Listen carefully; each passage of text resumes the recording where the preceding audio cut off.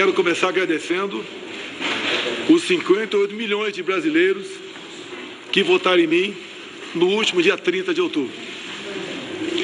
Os atuais movimentos populares são fruto de indignação e sentimento de injustiça de como se deu o processo eleitoral. As manifestações pacíficas sempre serão bem-vindas, mas os nossos métodos não podem ser os da esquerda, que sempre prejudicaram a população, como invasão de propriedades, destruição de patrimônio e cerceamento do direito de ir e vir. A direita surgiu de verdade em nosso país. Nossa robusta representação no Congresso mostra a força dos nossos valores: Deus, pátria, família e liberdade. Formamos diversas lideranças pelo Brasil. Nossos sonhos seguem mais vivos do que nunca. Somos pela ordem e pelo progresso. Mesmo enfrentando todo o sistema, superamos uma pandemia e as consequências de uma guerra. Sempre fui rotulado como antidemocrático e, ao contrário dos meus acusadores, sempre joguei dentro das 4 linhas da Constituição. Nunca falei em controlar ou censurar a mídia e as redes sociais. Enquanto presidente da República e cidadão, continuarei cumprindo todos os mandamentos da nossa Constituição.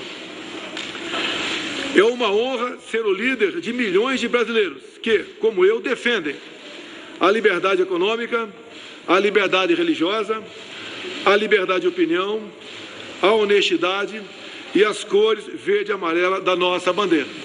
Muito obrigado.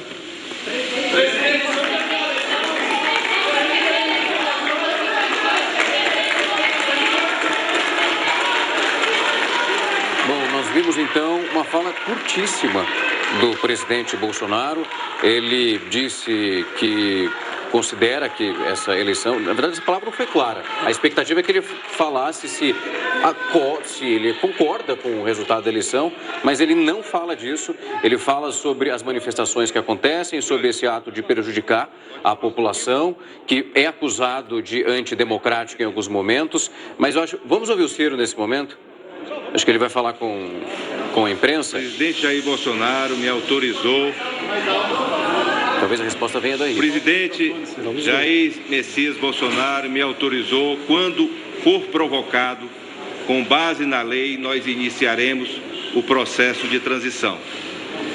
A presidente do PT, segundo ela, em nome do presidente Lula, disse que na quinta-feira será formalizado o nome do vice-presidente Geraldo Alckmin. Aguardaremos que isso seja formalizado para cumprir a lei do nosso país. Bom, acho que a resposta veio aí, né? Quem trouxe, de fato, que a transição vai começar assim que a equipe for provocada é Ciro, que vem nesse instante, é possivelmente nomeado pelo presidente Bolsonaro, mas não é uma coletiva, é de fato uma fala. Ele chega a ser provocado por algumas questões, mas não traz esse ponto. Mas vamos voltar aqui, Gustavo, para o discurso do presidente. A gente esperava que fosse um pouco mais longo, pelo menos, tivemos ali minutos, menos de 5 minutos, essa fala toda. Né? Ele não fala se aceita o resultado, ele aponta que foi sempre rotulado como antidemocrático por aqueles que o acusam, falam também do surgimento da direita, que ela realmente surge no governo dele, na visão e também pelo discurso, cita a pandemia e fala dos protestos que prejudicam a população.